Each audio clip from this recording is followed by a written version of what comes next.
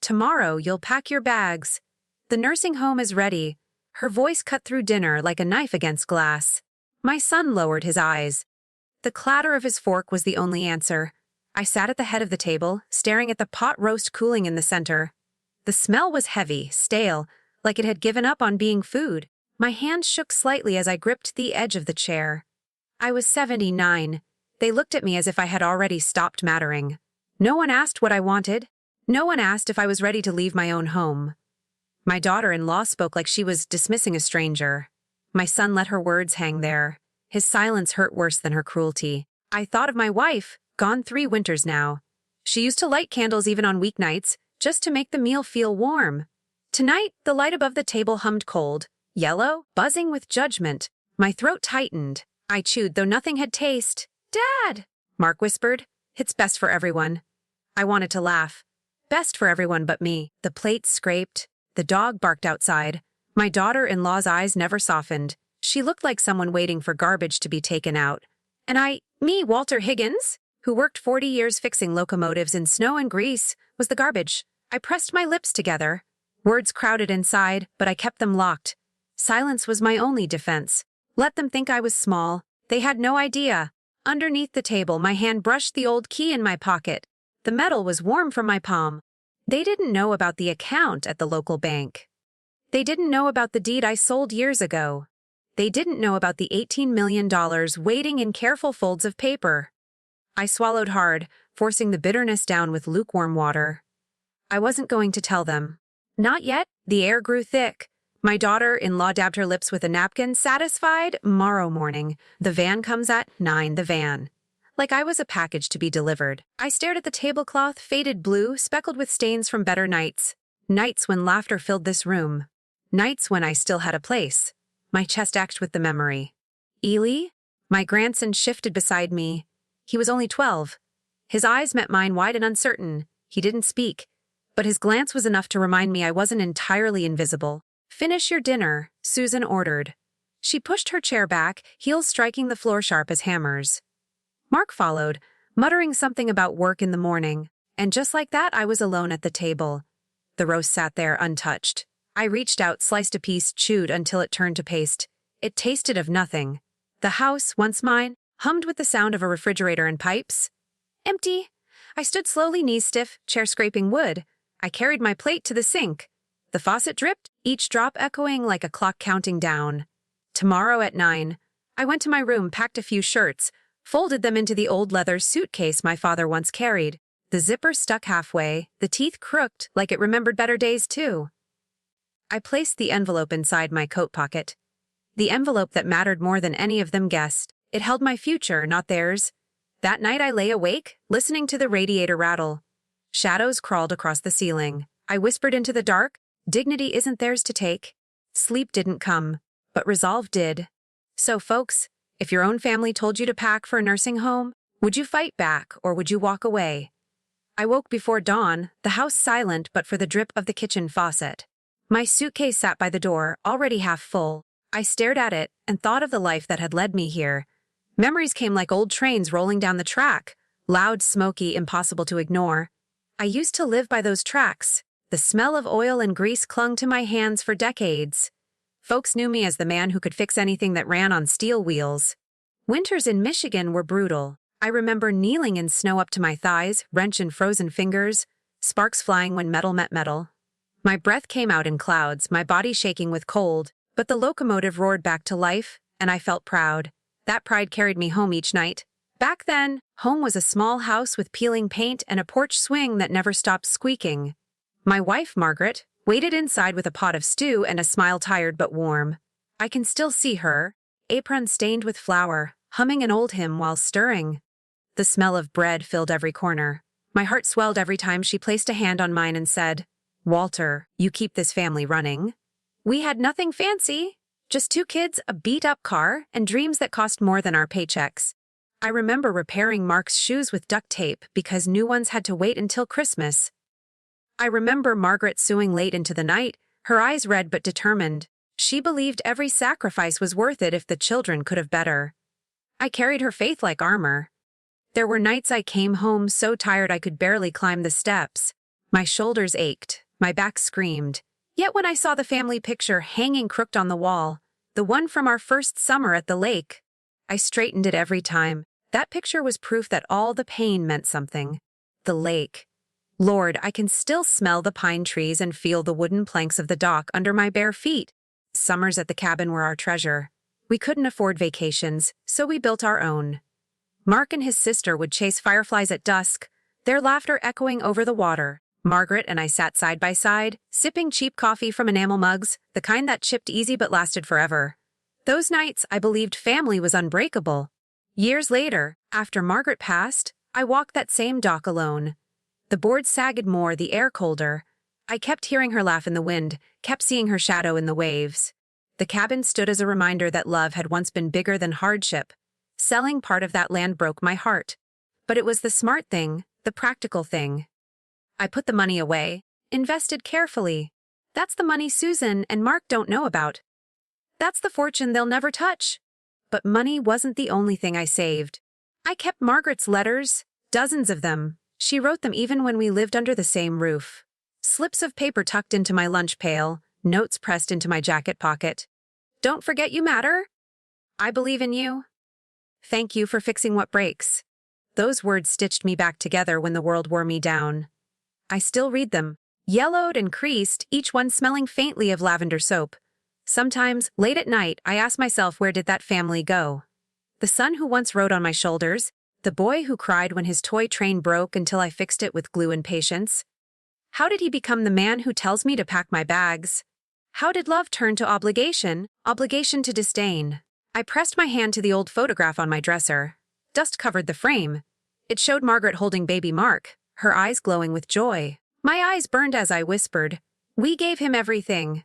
The glass felt cold beneath my palm, and for the first time in years, I wished she could step out of that picture and tell me what to do. I sat down on the bed, the springs groaning. The dawn crept through the curtains, painting stripes across the floor. I heard the distant call of a freight train, a sound that once meant purpose. Now it sounded like goodbye. My chest tightened with each whistle. It carried me back to every morning I rose before the sun, laced my boots, and swore I'd make it through for them. I wanted to believe those sacrifices still mattered. I wanted to believe my son remembered the man who carried him piggyback through the snow, who stayed awake at night calculating bills so he could have a future. But last night's silence at the dinner table told me otherwise. Silence can be crueler than words. It erases history, rewrites a man into nothing.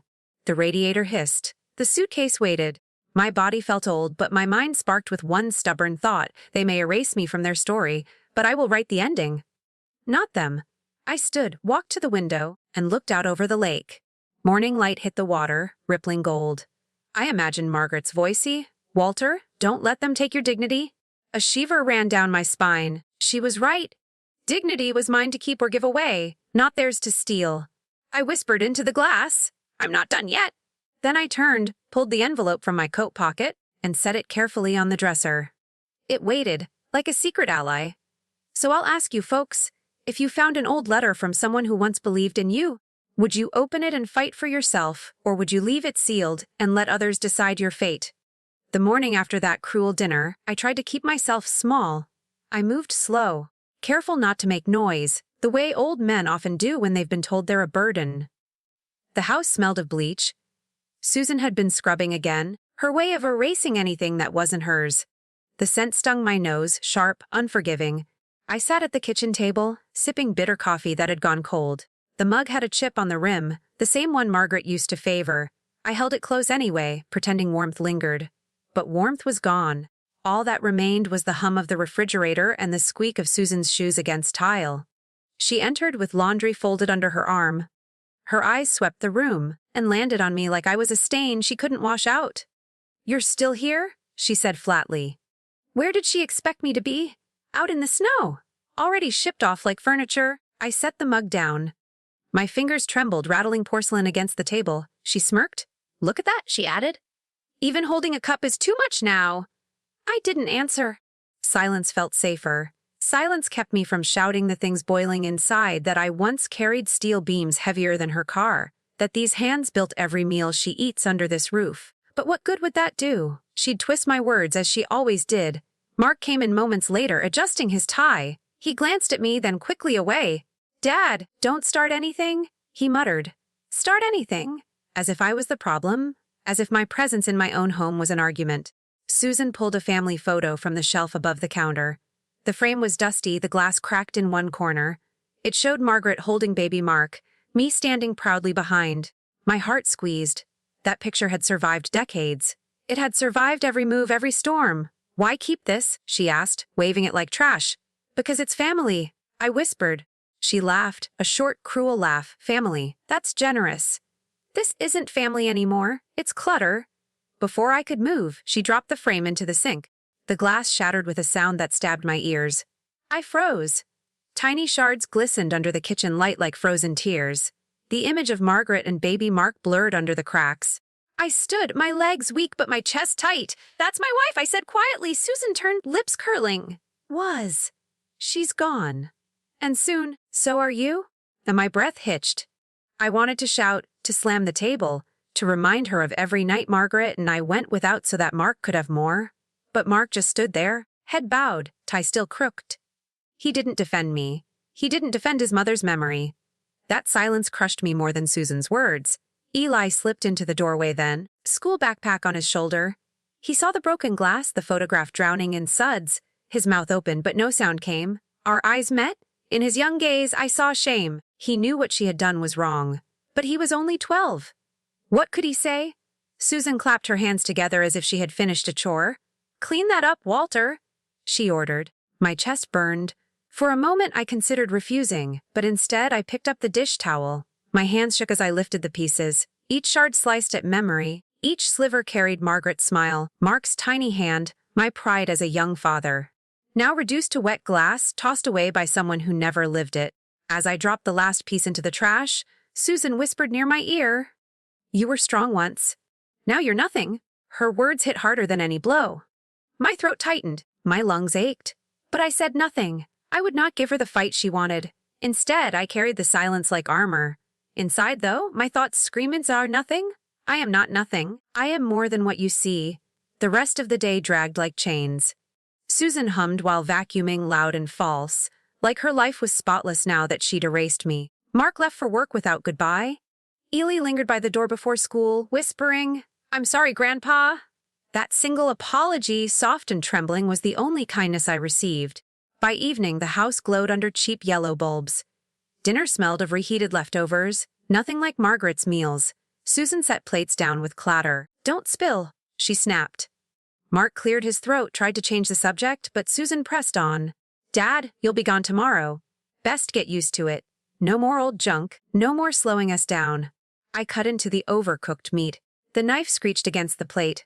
My hands were steady now. Something inside me had settled. Not peace, but resolve. If they wanted to erase me, I would write my own ending. Susan reached across the table, pushing aside another old photo I had kept near my seat. Me and Margaret at the lake, smiling. Sun in our hair. She tossed it into a drawer. "Out of sight, out of mind," she muttered. My teeth clenched. My mind whispered, "Out of sight, maybe. Out of legacy. Never." The night closed in heavy. I sat in my room with the envelope again, the paper firm against my chest. I thought of Margaret's letters, her belief in me, her voice urging me not to let them strip away dignity. The insult had cut deep, but it had also sharpened something within. They thought I was fading. They thought I was powerless. They had no idea I held a fortune, and more than that, the choice of where it would go. I whispered into the dark. "Tomorrow, you'll see who's nothing?"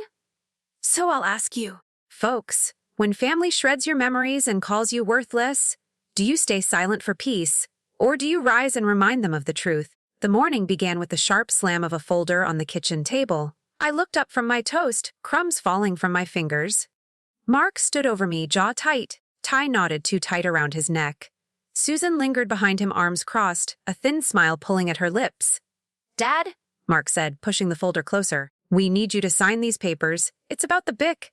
The old one in the garage. The Bic. Margaret's car. Faded blue, with a cracked leather seat that still held the scent of her lavender perfume. She drove it to church, to grocery runs, to family picnics by the lake. I hadn't touched it much since she passed, but it was more than steel and rubber. It was memory on wheels. I rubbed my thumb across the toast crumbs, my stomach knotting. Why? I asked. My voice sounded brittle like dry wood ready to snap. It's just wasting space. Susan cut in. And you're not driving anymore. Might as well sell it. Money can go to the household. Household. Her word, not mine. I opened the folder slowly. Papers inside smelled of ink and bureaucracy. Lines of text blurred under my tired eyes. Numbers, clauses, signatures waiting like vultures. I don't understand all this, I murmured. That's fine, Mark said quickly. Just sign at the bottom. I'll handle the rest. My hand hovered over the page. The pen was already there waiting. I picked it up. My fingers trembled. The tip scratched across the paper before I even pressed. My chest tightened. This wasn't just a signature. This was letting go of Margaret all over again. I'd like to read it first, I whispered. Susan rolled her eyes. There's nothing to read, Walter. It's standard. You trust your son, don't you? The question sliced. Did I? The boy I once carried on my shoulders now pressed me like a stranger closing a deal. I pressed the pen down, the ink bleeding my name slowly across the line. Each letter looked like a betrayal, but not mine. My hand ached when I finished. I set the pen down, fingers stiff. Susan grabbed the papers immediately, her smile triumphant. Good, she said. Now we can move forward. Later that afternoon, Mark told me we had to go to the bank. Just routine, he said. Routine. The word made my chest prickle. The bank in town smelled of paper and disinfectant. Neon lights buzzed overhead, flickering faintly, washing everything in pale yellow. The chairs were cold leather, sticking to my coat. A machine in the corner counted bills, the rapid shuffle echoing like a heartbeat too fast. The teller, a young woman with red nails, greeted us politely. How can I help you today? Mark answered before I could open my mouth. We're here to confirm a transfer. From my father's account. The word my stung. His father's account was mine. I leaned on the counter, palms flat, the wood cool beneath my skin. I'd like to see the balance, I said, forcing my voice steady. The teller hesitated, eyes flicking between us. Of course, sir, she typed, nails clicking. The monitor glowed, numbers dancing across. Her brow furrowed. She printed a slip, slid it forward. I picked it up. My vision swam. The balance was far less than it should have been. Tens of thousands missing. My throat closed. There's a mistake, I said. This can't be right. Mark shifted beside me. Dad, relax. We've been using some funds for expenses. Expenses? I croaked. Whose expenses? Susan's hand landed on my shoulder, firm, claiming ownership. Ours. The family's. You wouldn't want us to struggle, would you? The room tilted. My chest thumped hard, each beat heavy with betrayal.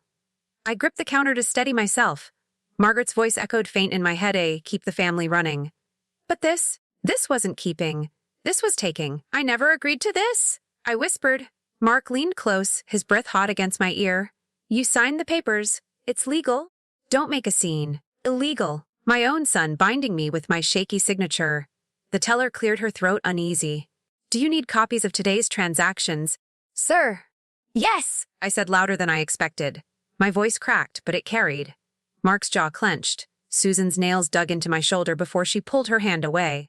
I took the slips, folded them tight, and stuffed them into my coat pocket. Paper crackled against my chest like a secret burning to be known. My hands trembled, not from weakness but from rage building slow, steady, dangerous. As we left, the cold Michigan wind cut my face. The parking lot smelled of exhaust and wet asphalt. I pulled my coat tighter, the envelope inside pressing against my ribs. It reminded me I wasn't helpless. Not yet. In the car, Susan spoke first. Don't worry about money, Walter. We'll handle it from now on. My hands clenched. Handle, I repeated, the word sour on my tongue. Yes, she said smoothly. You've done enough. Rest now. Leave the decisions to us. I turned my face to the window. Bare trees lined the street, branches black against gray sky. They looked like claws reaching, desperate. My reflection stared back, old and tired, but my eyes still sharp. They didn't see that, they never did. Back home, I went straight to my room. I shut the door, leaned against it, breathing hard. I pulled the slips from my pocket, spread them on the bed, the numbers glared. Proof, my proof. The radiator hissed, the room stifling. Sweat slid down my temples. I pressed my forehead to my hands, whispering to the air. They think I'm blind. They think I'm finished. I glanced at Margaret's photo. What was left of it after Susan's cruelty? The frame cracked, glass gone. Still, her smile remained under the tear. I stared until my eyes watered. I'll make this right, I promised her. I tucked the slips under the mattress. My body sagged, but my resolve tightened. This wasn't over. Not by a long mile, so I'll ask you, folks, if your own children stole from you under the guise of family expenses, would you keep silent for peace, or would you confront them and risk losing everything? By the end of that week, I realized I had become a ghost in my own house. The seat I once held at the dinner table stayed empty, though the chair itself remained. They ate without me now, claiming it was easier that way. From my room, I heard the scrape of forks and the hum of conversation muffled by walls never meant for my ears. Laughter spilled from the television in the living room, canned and hollow. It was the kind of laughter that made silence heavier. My meals came on a tray. Sometimes Mark brought it silent, sliding it onto my desk without eye contact. More often, Susan left it on the floor outside my door like a delivery no one wanted to claim. Soup lukewarm, bread stiff, coffee gone cold before it reached me. I ate slowly, each bite a reminder of how far I had fallen in their eyes. The room itself smelled of old wood and dust. The floor creaked when I shifted. The radiator hissed with irregular breaths, as if mocking mine. On the nightstand, Margaret's worn Bible still lay open to Psalms. I traced the edges with my fingertips, remembering her voice reading by lamplight. She used to make me feel anchored. Now the pages felt like paper chains, fragile, easy to tear. I tried once to join them in the living room. The sitcom on the television blasted laughter, the glow painting Susan's face smug. She glanced at me, remote clutched like a weapon. "You should rest, Walter," she said. "This isn't for you anymore." Mark nodded, his eyes glued to the screen. I stood for a long moment, heart pounding, before turning back to my room. The door clicked shut behind me, the sound final.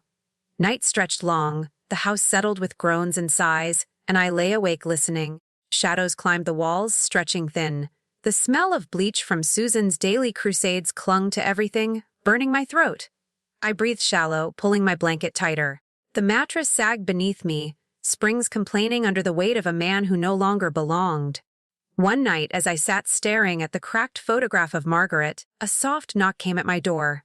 Not the sharp rap of Susan, not the impatient thud of Mark.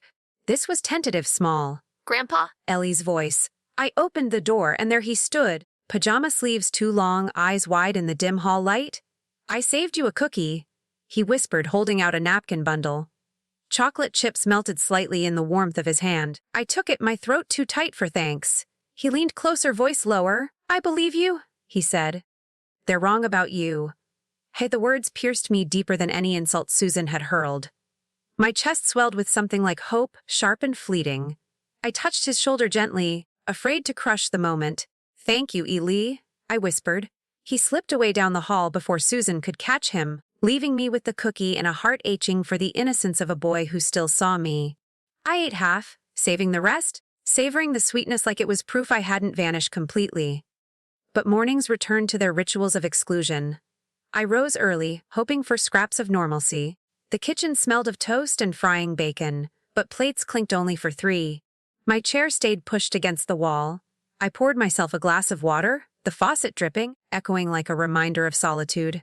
Susan breezed past, perfume sharp, eyes dismissive. "We'll handle breakfast. You just stay out of the way." Out of the way, as if I were furniture too big for the room. I spent hours by the window, watching the lake outside. Ice crusted the surface, wind whistling across barren trees. I counted geese flying overhead, envying their freedom to leave when the season turned. The glass fogged with my breath, cleared again, fogged once more. Each cycle a reminder that I was still alive, even if no one acted like it. In the afternoons, I shuffled through drawers, touching remnants of my past. Margaret's scarf, still faint with her scent. The pocket watch my father gave me, ticking faintly when wound. These relics whispered that I mattered once. That time was more than a slow erasure. One evening, I heard Susan's voice through the wall. "He's dead weight, Mark. We can't keep this up." Mark's reply came low, muffled, but I caught the words. "The papers are signed. It's only a matter of time." My hand gripped the edge of the bed, nails digging into wood. They spoke as if I were already gone. That night, I lay awake until footsteps stopped outside my door. The knob rattled once, then silence. I held my breath, heart hammering. After a long pause, the steps retreated. I exhaled slowly, sweat cooling on my temples. Even in my room, I was not safe. Isolation gnawed at me, carving hollows where strength once lived. But in those hollows, something else began to grow. Resolve, faint but steady like embers refusing to die. Eli's words echo as "I believe you," That belief became my lifeline, a thin rope against the pull of despair. I began writing small notes, not to give but to remind myself. You are not nothing. Dignity cannot be stolen. They don't know everything.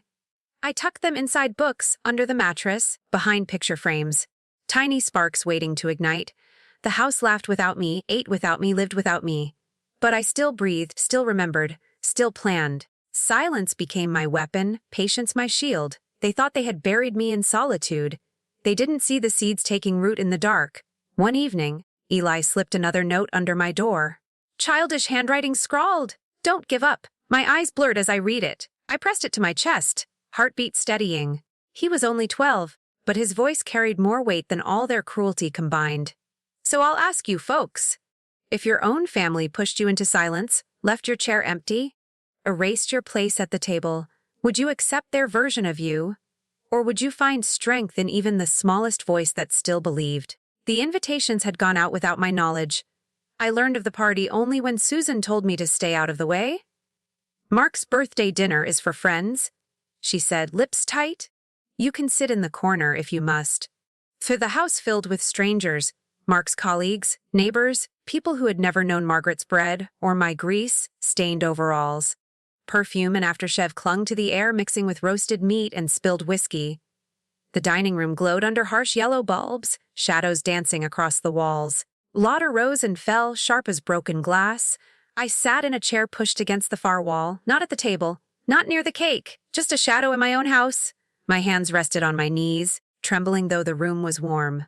I could smell bourbon on Mark's breath each time he leaned close to someone, his laugh forced, booming. Happy birthday, son, I whispered once under my breath. He didn't hear. Susan paraded through the room, filling glasses, clinking her bracelet against bottles.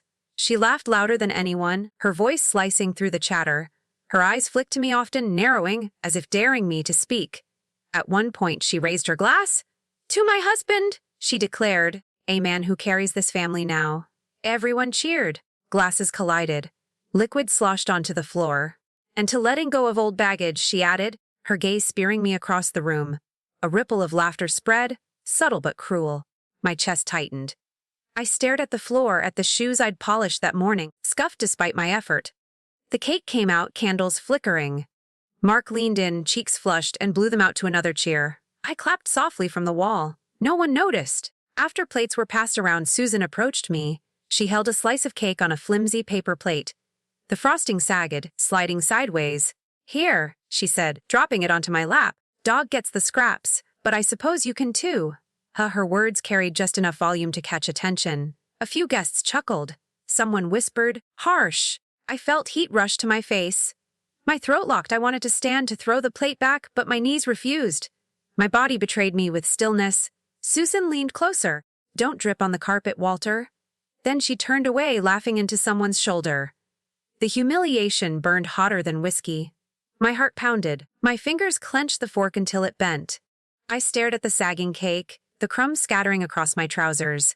For a moment, I saw Margaret's hand slicing birthday cake years ago, her soft voice urging Mark to make a wish. How far we had fallen from those days. The evening dragged. Stories were told, none of them mine. Toasts rose, none including me. I sat through it all, the noise crashing like waves against a stone.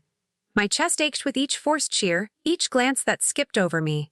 Then came the final blow. Susan stood again, her glass raised high. To the future, she said. To a house free of burdens. To family moving forward without the weight of the past. Her eyes locked on mine. Guests laughed politely, some nervously. Mark didn't stop her. He just looked down, swirling whiskey in his glass. Something inside me cracked then. I gripped the arms of my chair, nails biting into wood. My body trembled, but not from weakness. From fury held too long.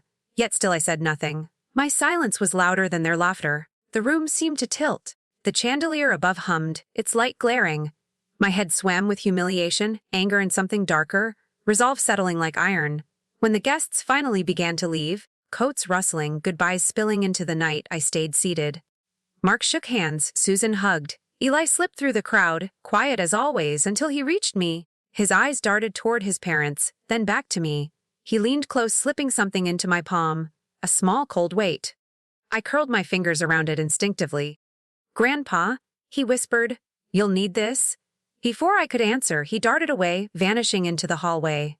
When the last guest had gone and the door clicked shut, I opened my hand. A key, old brass edges worn, my heart lurched. The key to the small lockbox at the bank. The one where I kept the envelope, the records, the proof. How did Ely get it? Why would he trust me with it now? I closed my hand tight around it, pulse hammering. Hope surged, faint but fierce. My humiliation tonight had been public, merciless. But this was a seed of power. A reminder I was not powerless, not yet. I tucked the key deep into my pocket, feeling its weight steady me. Above the din of dishes clattering in the kitchen, Susan's sharp laughter still rang. She thought she had broken me. She thought her cruelty had erased me. But in the silence of my room later, with the key pressed against my palm, I whispered to Margaret's photo, "They don't know everything. Not yet. So I'll ask you, folks, if you were humiliated in front of everyone by your own family, would you fight back in the moment, or would you wait quietly, holding the key to a different ending?" The morning after Mark's party, I woke with the brass key still pressed into my palm. The grooves had left faint lines across my skin. I traced them, feeling both the sting of humiliation and the strange lift of hope. Eli had given me more than metal. He had given me a path forward. I dressed slowly, buttoning my wool cardigan, its elbows worn thin. The air carried the scent of Susan's bleach again, sharp and sterile. She was already in the kitchen, her voice bright and false as she called out, "Breakfast is for the family. There's cereal in your room if you want it." I didn't answer. I slipped the key into my pocket, heart steady, and stepped outside into the Michigan chill. The bank sat on Main Street, red brick weathered by winters harsher than this one. Inside, the air smelled of paper and old carpet. Fluorescent lights hummed overhead, casting a pale glow that flattened every surface. A clock ticked above the teller booths, each second louder than the last. I took a number, sat on a leather chair that squeaked beneath me, and waited. When my turn came, I approached the counter. A young teller with tidy hair and wary eyes smiled politely. "How can I help you, sir?" I leaned closer, voice low. "I need access to my safe deposit box," she typed, nails clicking against the keys. "Course. May I see your key?" I slid the brass across the counter. It clinked softly, heavy with memory. She examined it, then nodded. "This way, please." The vault room was colder, the air thick with dust and the faint tang of metal. Rows of boxes lined the walls, gray and silent. She guided me to mine. My hands shook slightly as I fit the key, turning until the lock gave with a muted click. She left me alone.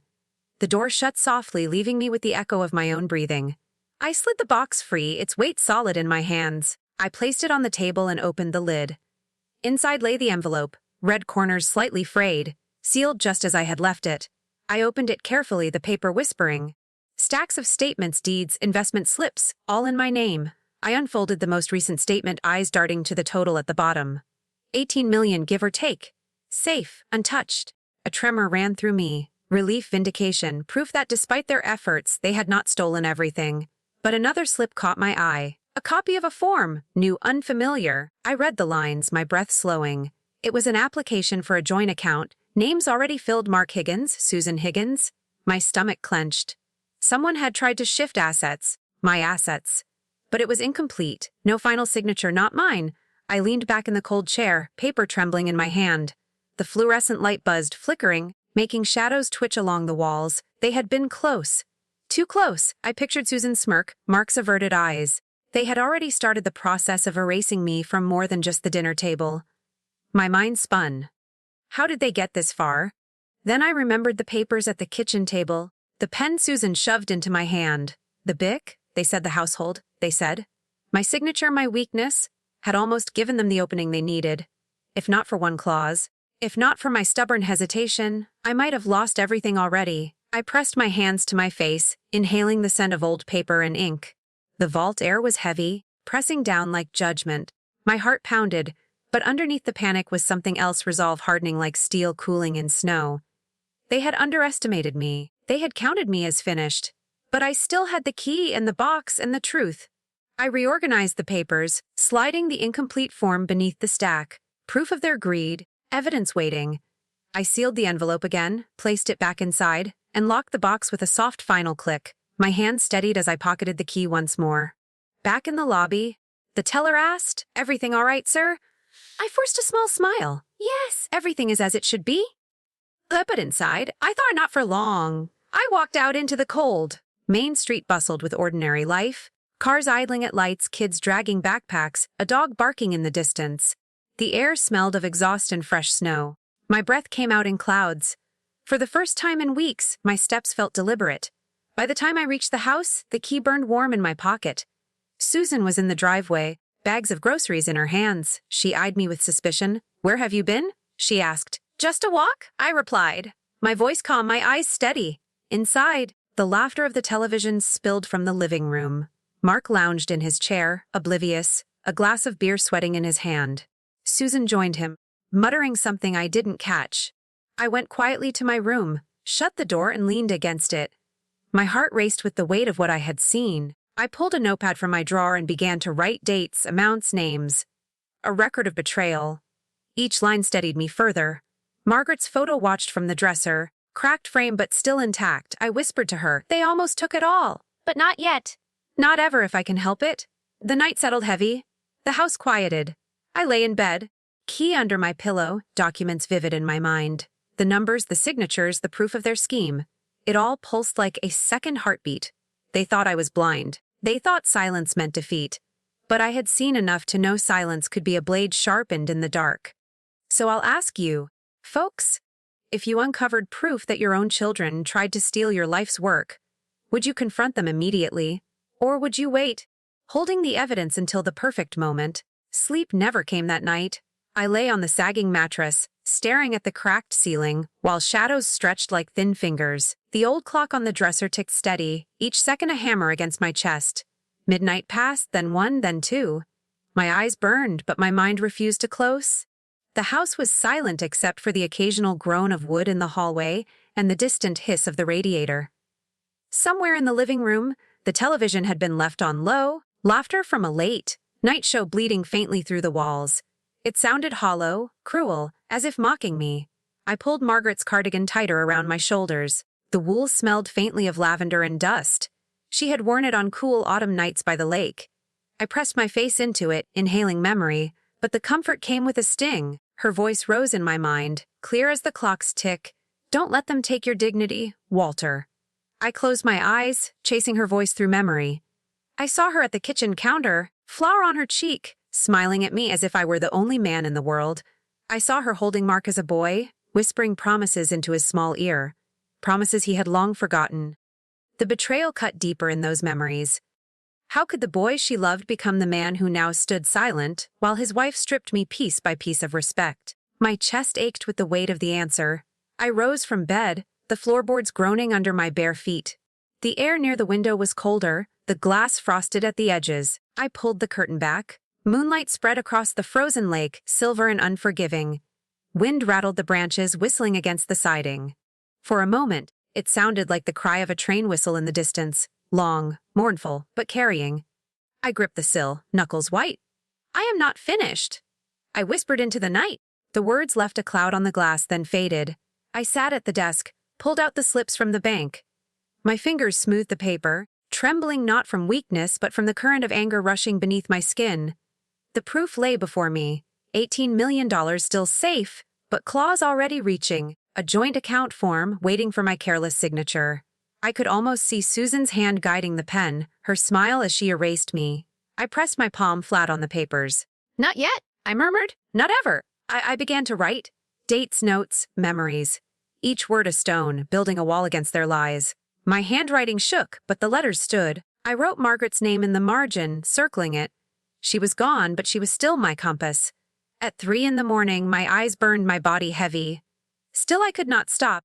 The pen scratched, the clock ticked, the radiator hissed. I wrote every insult, every slight, every theft.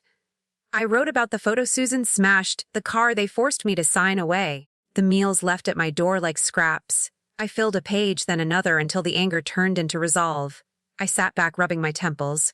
The room smelled of ink and old paper. My chest hurt less. For the first time in weeks, my breathing slowed. I had carved order out of chaos, given shape to my pain. I slipped the notes under the mattress with the bank slips. Evidence, truth, my secret arsenal. They thought I was helpless. They thought silence meant defeat. But silence was a shield, and a weapon if I held it long enough. The floor creaked in the hallway. I froze, listening footsteps, then a pause outside my door. My heart hammered, the knob rattled once. Then silence. I held my breath until the steps retreated. Sweat cooled on my forehead. They were watching me even in the dark. I whispered again into the cardigan, "Margaret, guide me." The moon shifted lower, painting the dresser silver. I imagined her sitting at the edge of the bed, hands folded, telling me I was stronger than I knew. My eyes stung. I blinked hard. She was gone, but she lived in every ember of fight left in me. By dawn, the decision had crystallized. I would wait. I would watch. And when the time came, I would make sure every attempt to erase me turned back on them. Quietly, completely, I stood at the window once more, the lake now pale blue with morning light. Birds stirred in the bare trees. I pressed the key in my pocket, its weight steady. I thought of Illy, the only one who still saw me. For him, for Margaret, for myself. I would not vanish. The clock struck 6, the chime soft but resolute. I whispered, "This will not be my ending. So I'll ask you, folks, if you lay awake at night knowing your family was plotting against you, would you confront them at once? Or would you bide your time, sharpening silence into your answer?" By the time a week had passed, my silence had become a mask. Around Mark and Susan I shuffled slowly, head bowed, speaking little. They thought I was shrinking. They thought I was folding under their control. In truth, every quiet nod, every heavy step was camouflage. Behind the stillness, gears turned. One morning, after Susan had left for groceries and Mark was in his office upstairs, I picked up the old rotary phone in my room.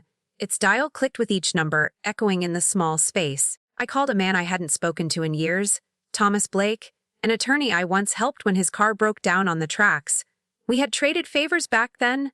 I fixed his Buick. He offered me legal advice, no fee. When his voice answered now, deeper with age but steady, I felt something inside me anchor.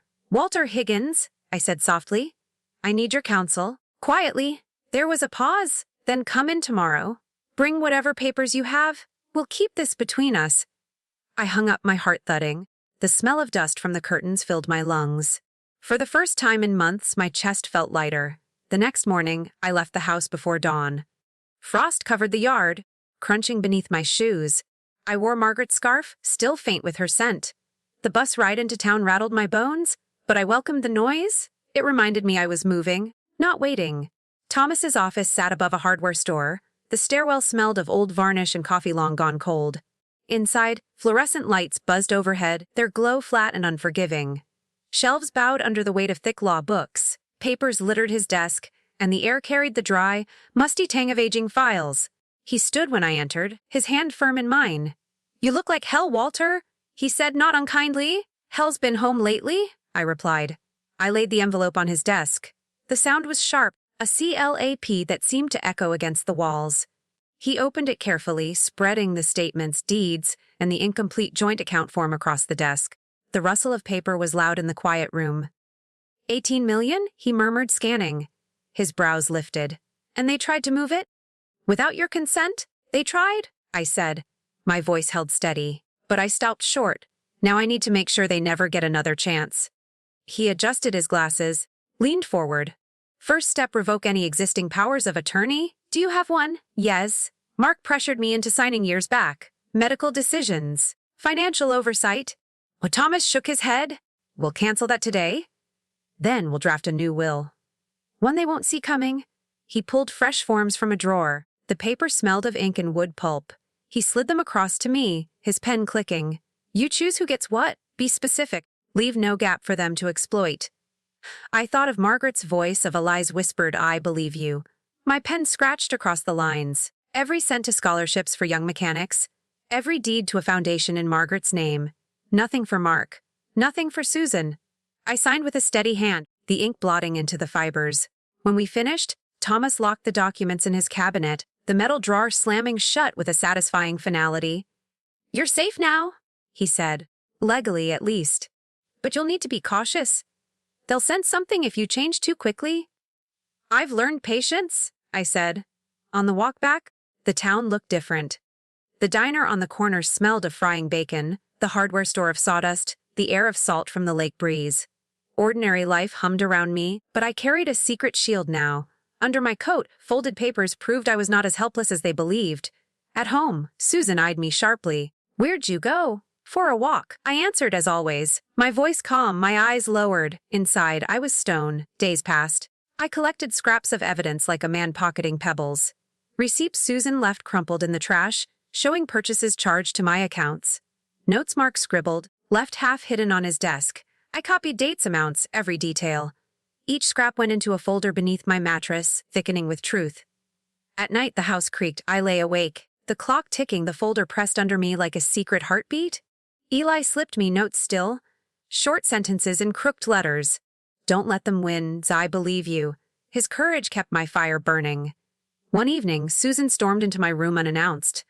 The smell of her perfume filled the air, sharp and cloying. She scanned the dresser, the bed, my hands. What are you hiding? Nothing, I said, my voice slow, steady. She sneered, slammed the door, and left. I sat motionless until her footsteps faded. Then I pulled the folder from beneath the mattress, checking every page. Still safe, still mine. By the end of the month, my plan had roots. The powers of attorney revoked. The will rewritten, the evidence growing. Silence was my weapon, and patience my armor. They laughed in the living room, clinked glasses, watched television. Let them. I was building something they couldn't see until it was too late. I pressed the key in my pocket each night, feeling its cold weight. A reminder, I held the door to everything they wanted, and I would decide when it opened, or if it ever did. So I'll ask you, folks, if your own children thought you powerless while you built a quiet plan beneath their noses, would you reveal your strength now or would you wait, letting their arrogance blind them until the moment justice cuts sharp? The day came dressed as ordinary. Susan called it a family meeting, though her tone dripped with triumph. She said it was time for me to make things official. Mark avoided my eyes, but his silence told me he was in on it. I nodded quietly, shuffling along, letting them believe I was still the husk they wanted me to be. The dining room was lit too bright, the bulbs glaring white against polished wood. Papers lay neatly stacked at the center of the table, the sharp smell of fresh ink rising from them. Pens gleamed under the chandelier. Susan had set wine glasses at each place, her lipstick smudged onto her rim already. The air smelled of roast chicken, overdone, fat popping in the oven, but the tension carried more weight than any food. Sit down, Walter, Susan said, gesturing to the chair at the head of the table, as though I were a guest, not the owner of the house. I lowered myself slowly, cardigan wrapped close, my hand brushing the brass key in my pocket. The weight steadied me. Mark cleared his throat. Dad, this is just paperwork, simplifies things, protects you. Make sure Susan and I can manage everything. Susan smiled wide. Yes, so you don't have to worry about bills or deeds or money you'll never use. Her voice sliced me open, but I kept my face blank. She slid the papers toward me, tapping the top sheet. Sign here? We'll take it from there. I looked down. Transfer of property. Joint ownership. The very trap I had seen in the bank files. Their signatures already inked bold across the bottom. Only my space remained, blank and waiting. The clock on the wall ticked, loud in the silence. My hands trembled slightly, not with fear, but with the energy of the moment. My entire body hummed. I lifted the pen. Susan's eyes gleamed. Mark leaned back, confident. Guests, they had invited 2 of Mark's colleagues, watched quietly, thinking it was routine. Instead of signing, I drew a single line across the paper. Then another. Then I tore the page clean down the middle. The sound ripped the air like thunder. Susan gasped, a high, sharp note. Mark shot forward. Dad! What the hell are you doing? I set the shredded halves down gently. Ending this game. I pulled a folder from beneath my coat and spread it across the table. The papers fanned out the revoked power of attorney, the rewritten will, notarized documents in black ink and heavy stamps. Each page slammed with finality as I laid it down. You thought you were clever? I said softly. My voice carried in the stunned room. But every signature you pushed at me, every trick you tried, I kept record. And now? Every dime, every acre, every deed is locked beyond your reach, not yours. Not ever. Mark's face drained of color. Susan stammered. That can't be. Those aren't real? They are certified, I said. Be Thomas Blake. Perhaps you've heard of him. He made sure this time the ink belongs to me alone. The silence was crushing. Even the oven seemed to pause. Then the ticking clock returned, harsh and steady. Mark's colleague shifted uncomfortably. Maybe we should stay? I interrupted. My eyes met his. Witnesses matter. Susan's cheeks burned red. After everything we've done for you. I laughed sharp and low. You mean after every scrap tossed at me like I was less than human? After turning my home into a prison? After trying to erase me with a pen? Mark slammed his fist on the table, glasses rattling. We're your family. And that was supposed to mean loyalty, I said, but all I saw was greed. I pushed one final page across the table, my will. The words bold. The All Assets to Scholarship Fund in memory of Walter Higgins. I tapped the name with my finger. Your mother believed in dignity. She believed in giving chances. You spat on that. So I'll honor her without you? Susan's hand shook as she reached for the page. I covered it before she could touch it. Careful, I whispered. This copy is mine. The others are safe, beyond your reach. The smell of ink and roasted chicken thickened the air. My heart pounded, but not with fear. With release. Years of silence cracked open in that moment, and the truth filled the room like smoke. Mark sank into his chair, staring at his hands. Susan's lips moved soundlessly, fury choking her. The guests muttered excuses, gathering their coats, but their eyes lingered on me. On the old man they had dismissed, now standing taller than ever. I rose slowly. My knees creaked, but my spine felt straight. You wanted me invisible. Tonight you see me. And soon the world will know what you tried to do. I gathered my papers, sliding them back into the folder. The sound of each page scraping across the table echoed louder than Susan's ragged breathing. At the doorway, I turned once more. This house may be yours when I leave it. But the legacy, that belongs to me, and you'll never touch it. I stepped outside. The night air hit cold, crisp cleansing. Stars shimmered over the lake, and the wind carried the faint scent of pine. Behind me, voices rose, anger, panic, disbelief. But none of it touched me anymore. I pressed the key in my pocket, the metal warm against my palm. Justice had begun, and they knew it. So I'll ask you folks, if you finally had the chance to reveal every safeguard, every hidden truth against those who betrayed you, would you strike all at once, or let the shock sink in, dragging them down piece by piece? The house felt different the morning after. The sharpness of the night before had drained, leaving silence like a hollow shell. No clinking dishes, no laughter from the television, no false cheer from Susan's voice. Just stillness. I sat at the kitchen table with a mug of lukewarm coffee, the wood beneath my palms polished smooth from years of use. It smelled faintly of lemon oil and old varnish. Upstairs, voices cracked through the walls. Mark and Susan, they weren't whispers anymore, they were shouts. You pushed too hard! Mark's voice was ragged, breaking. You went along with it? Susan screamed back. You never stopped me. You wanted it as much as I did. And a door slammed. The house shook lightly, dust drifting from the ceiling vent. I sipped my coffee, letting the bitterness coat my tongue. Their chaos no longer touched me. The clock on the wall ticked toward noon. Sunlight slanted through the blinds, strips of pale gold stretching across the floor.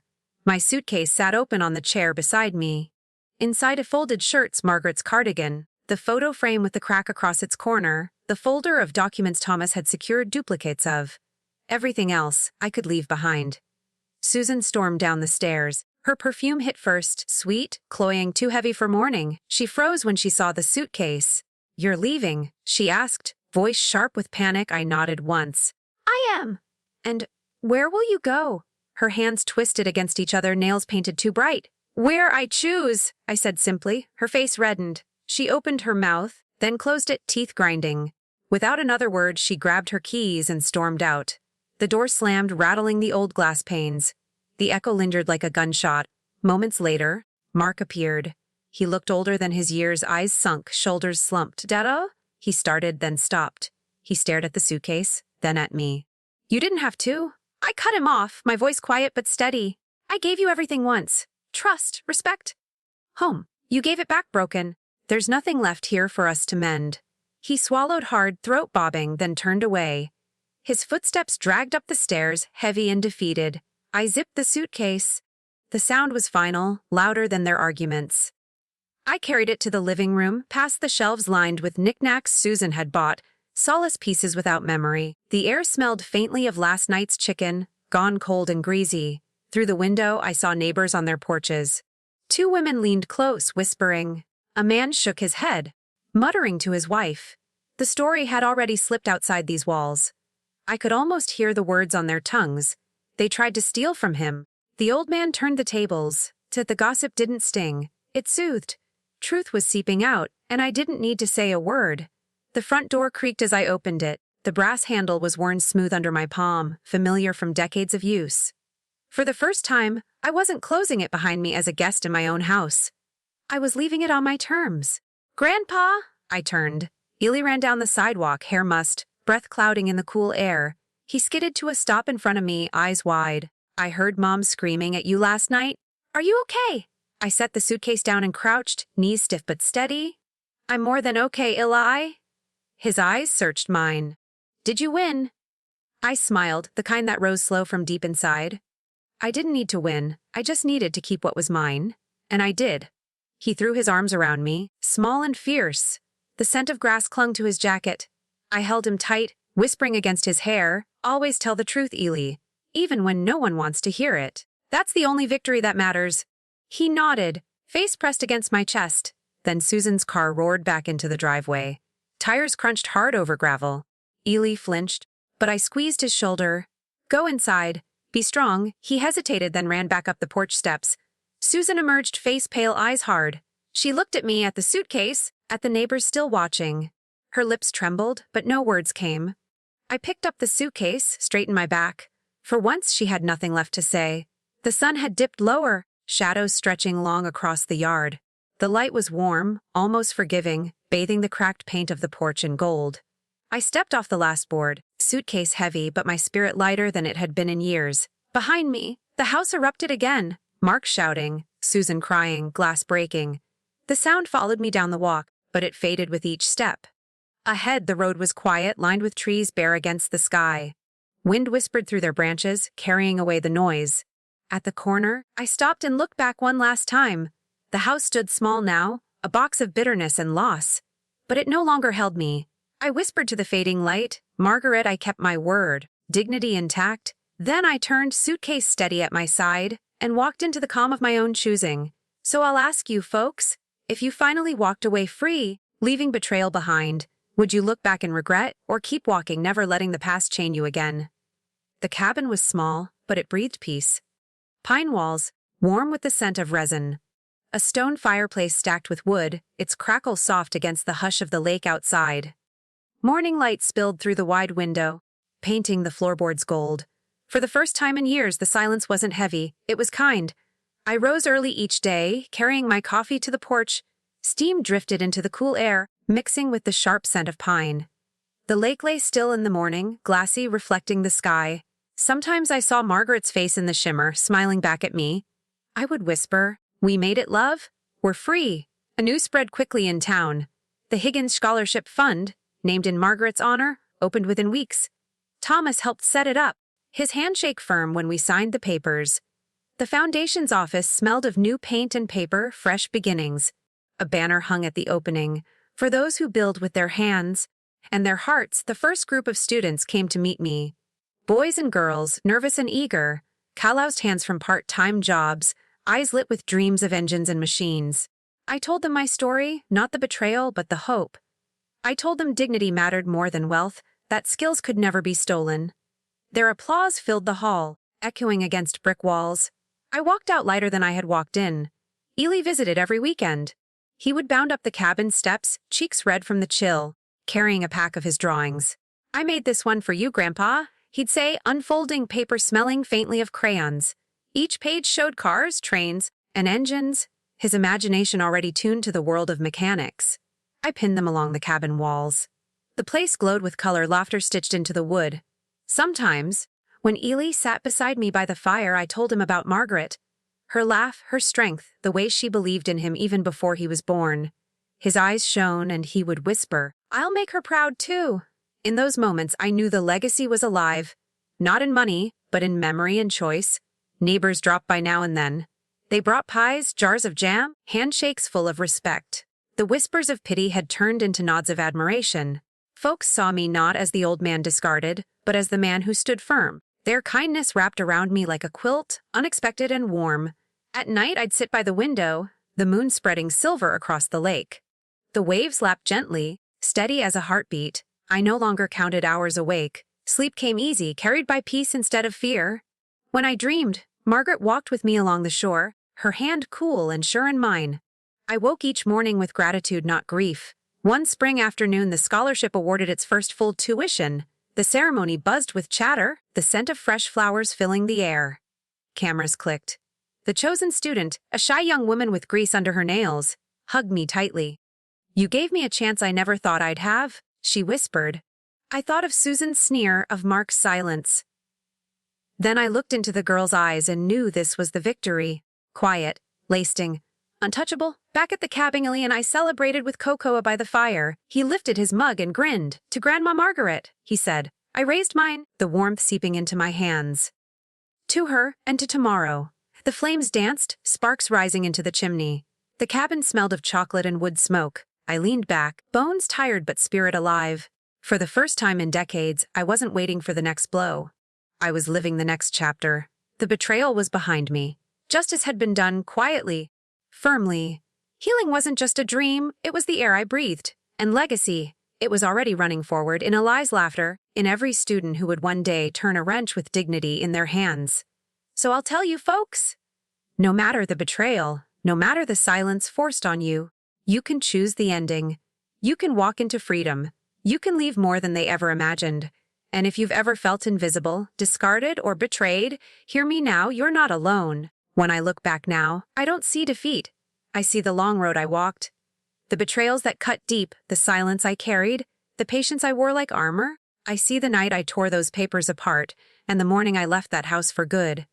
But most of all, I see freedom. They tried to make me small, to erase me with signatures and lies. Instead, I found my strength in the quiet, in the steady heartbeat of dignity. And when the time came, I spoke not with anger, but with certainty. That choice was mine, and it changed everything. Today, I wake to the sound of lake water kissing the shore. I watch Eli's laughter fill these cabin walls. I see students gripping their scholarships with trembling hands, ready to build a future no one can steal. That is my legacy, brighter than any fortune sitting idle in a vault. Betrayal no longer defines me. Healing does, legacy does. Every sunrise reminds me I was never powerless. I was simply waiting for my moment. So if you've been cast aside, dear folks, hear this, you still hold the pen. You still get to write the ending. And sometimes the quietest justice becomes the loudest truth. Remember, whatever they take, whatever they say, you're not alone.